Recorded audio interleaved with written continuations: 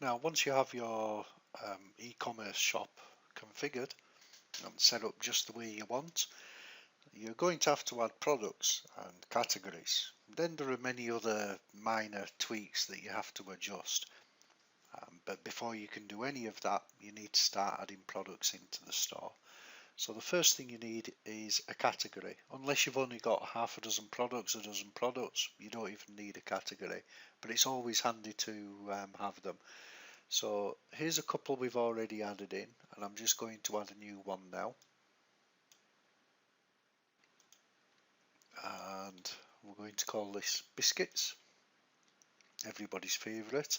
You can put a description in, you can even put some SEO data in, the meta keywords and description, but we don't usually bother with that. And then on to data. All we do is find an image. So the easiest way to do this is if you just open up a web browser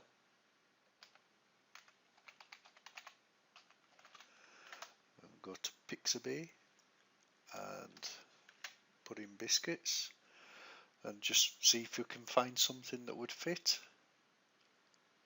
There's usually quite a few to choose from.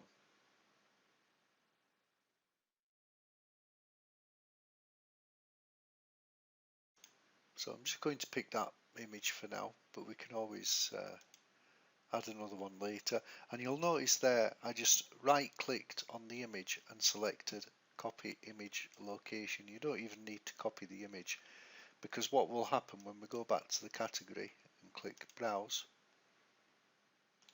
you'll see here that we can paste in the direct address to that image and click open, and it will add the image for us. Click save and close, and the category is added. You'll see that there are no products in the category as yet, and if we go to the online shop and just click shop there, you can see that biscuits are added.